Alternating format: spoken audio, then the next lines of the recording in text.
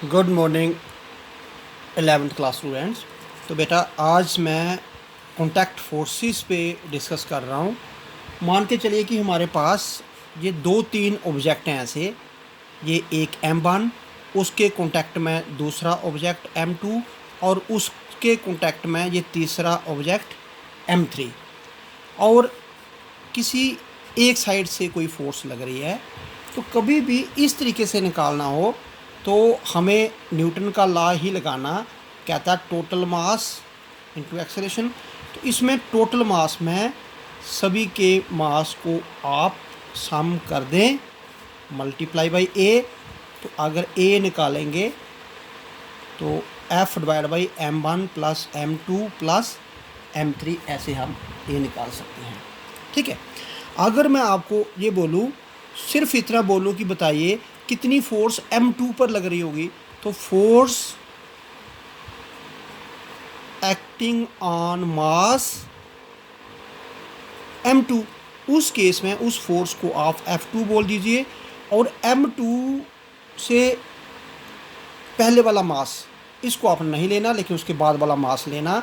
ये सिचुएशन इस समय ये हो जाएगी M2 लेकिन M3। तो मान के चलिए आपने ये निकाल ली, तो इस समय वापस मास इनटू एक्सेलरेशन, लेकिन इस केस में मास सिर्फ M2 प्लस M3 आएगा।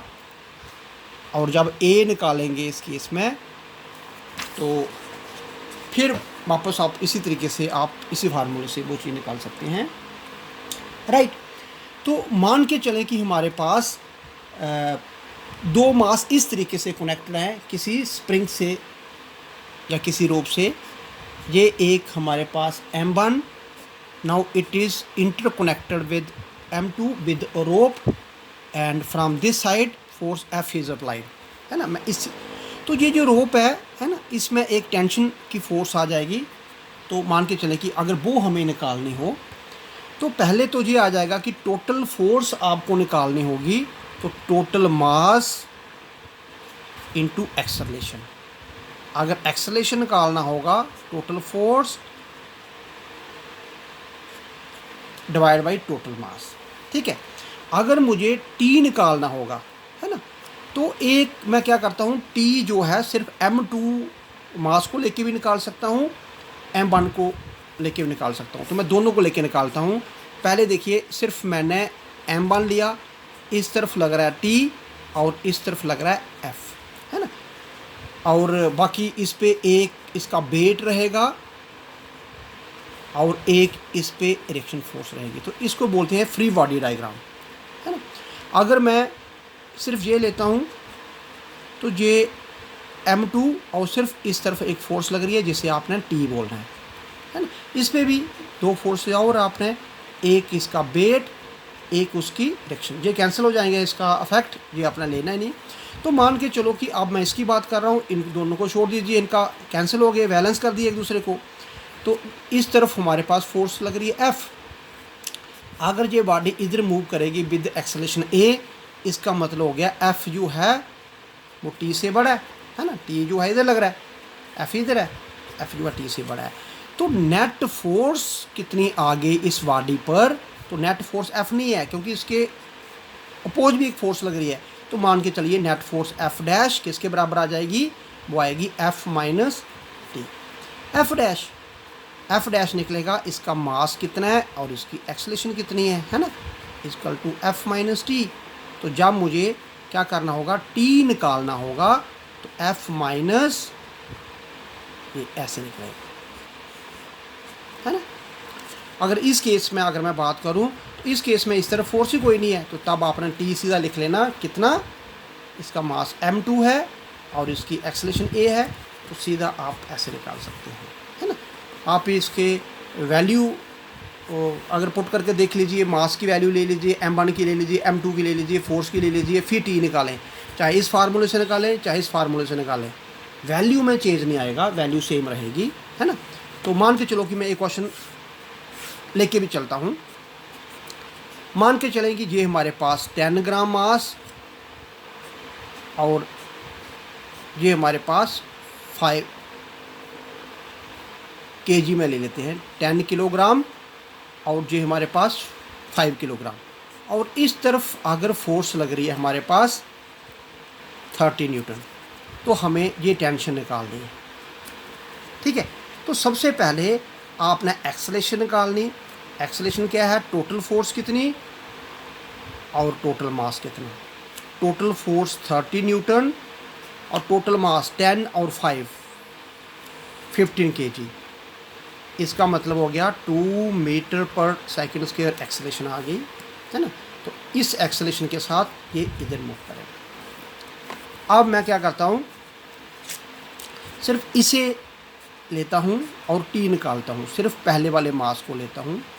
इसके इधर भी फोर्स लग रही है टी, इधर भी लग रही है 30 न्यूटन है ना।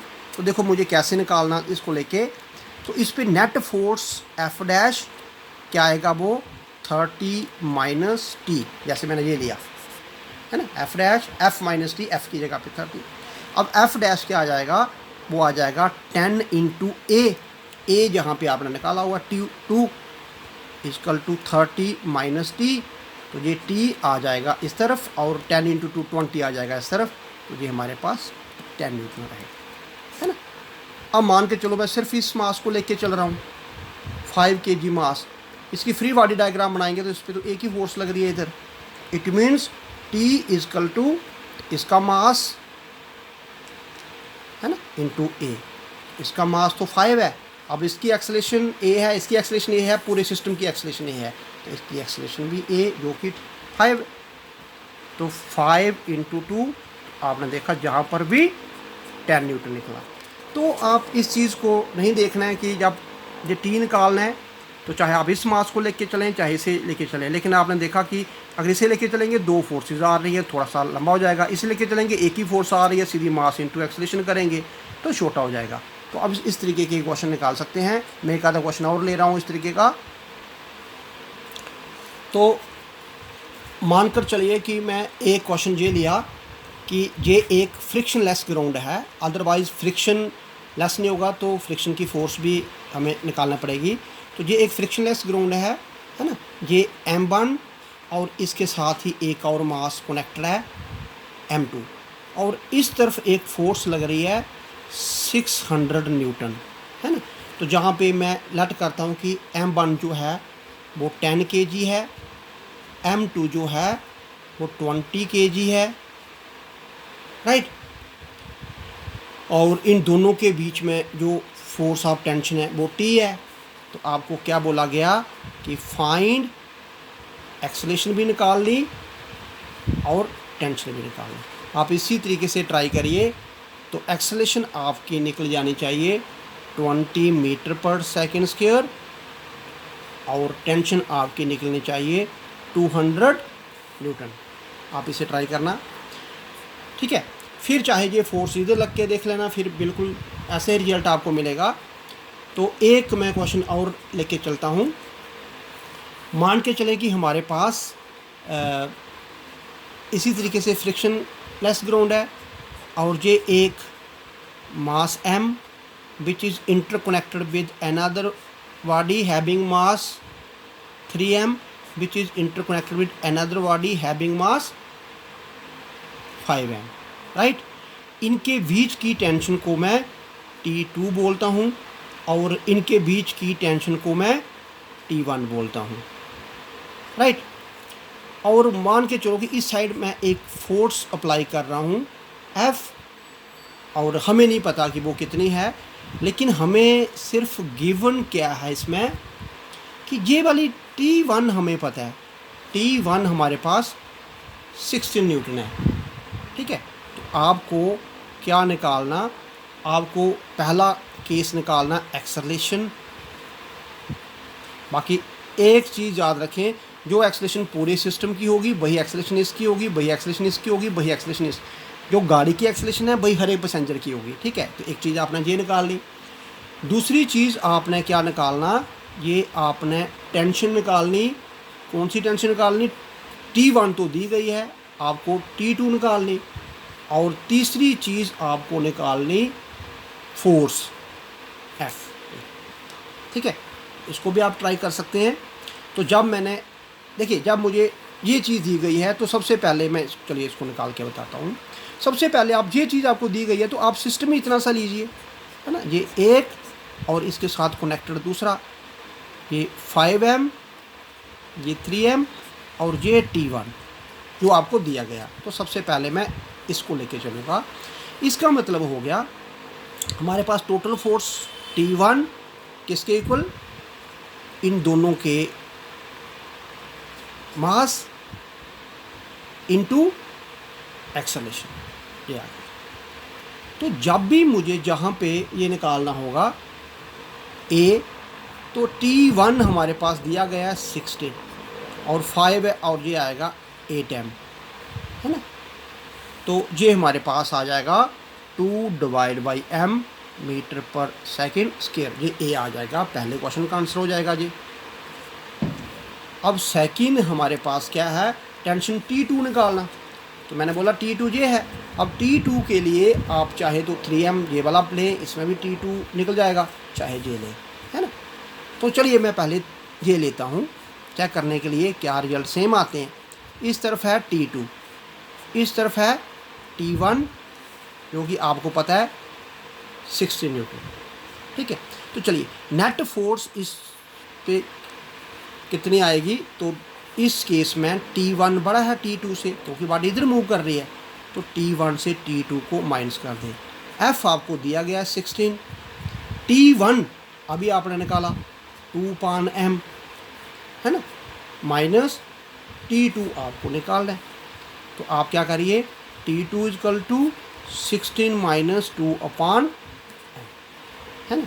इस तरीके से आप T2 निकाल सकते हैं।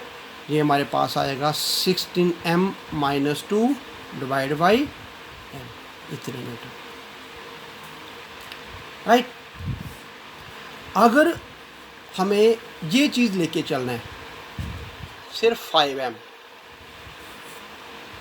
ठीक है, तो उस केस में हम क्या करेंगे, इस तरफ T2, तो अगर हमें T2 निकालना है तो 5 इंटू एक्सेलरेशन, और 5 एक्सेलरेशन की वैल्यू क्या है 2/m, तो जहाँ T2 क्या आ जाएगा 10/m जो है जो हमारे पास ये आ जाएगा। तो ये तो इक्वल नहीं आ रहा, नहीं बेटा, जहाँ से हमने थोड़ा सा गलत कर दिया। F हमारे पास 16 थोड़ी है, हमारे पास तो T1 16 है, F तो आपको निकालना है ना। तो F हमारे पास इस समय ये दिया गया है total force F equal to T1 minus T2, तो F कितना निकलेगा, F मीन्स MA, M कितना है इधर 3A, ये आ गया। तो T1 हमारे पास 16 माइनस T2, है ना, ये हो गया। क्योंकि हमें ये निकालना, एक फोर्स इधर लग रही है, एक फोर्स इधर लग रही है ना, टोटल कितना हो जाएगा, इससे ये माइनस करेंगे तो वो नेट F, और F जो है वो MA होता है, M3A ये आ जाएगा। तो जहाँ पे मुझे T2 निकालना होगा तो ये क्या आ जाएगा, T2 इधर और 16 माइनस 3A। तो A अगर आप देखेंगे तो A हमारे पास कितना है 2/m, तो ये बन जाएगा 16 माइनस 6/m, है ना। तो बेटा फिर गलती हो रही है, क्या गलती हो रही है, हाँ ये गलती हो रही है, 3m है ये, तो आपने सिर्फ 3a लिया, तो ये हमारे पास क्या आ जाएगा 3, इसके साथ m भी आएगा, और m और a की ये कैंसिल हो जाएगा, m और m, तो ये सिर्फ आ जाएगा 10 न्यूटन, ठीक है। तो जहाँ पर भी हमारे पास 5 नहीं है, ये 5m है, 5m, m और m कैंसिल हो जाएंगे, तो हमारे पास 10 न्यूटन। और कहने का मीनिंग हो गया कि वैल्यू सेम नहीं होती, मतलब सारी वैल्यू डिफरेंट नहीं आएगी, चाहे आप इससे लेके चलें या इसे लेके चलें, रिजल्ट आपका डिफरेंट नहीं आना चाहिए, रिजल्ट सेम आना चाहिए। और थर्ड हमारे पास क्या है, क्या निकालना, टोटल फोर्स F निकालनी। अब फिर मैं इस पे आ रहा हूँ थर्ड पार्ट, अब टोटल फोर्स F जो है वो सभी के मास को आप सम कर दीजिए और मल्टीप्लाई A कर लीजिए। F इजकल टू 5 + 3 8 + m 1, तो it is 9m into A। 9m, A है 2/m, ये कैंसिल हो गया, तो 18 न्यूटन। तो टोटल F जो है वो 18 न्यूटन आ जाएगा, राइट। तो इसी तरीके से आप कोई भी क्वेश्चन ले सकते हैं और क्वेश्चन निकालें, सेम रिजल्ट आते जाएंगे। Thank you very much.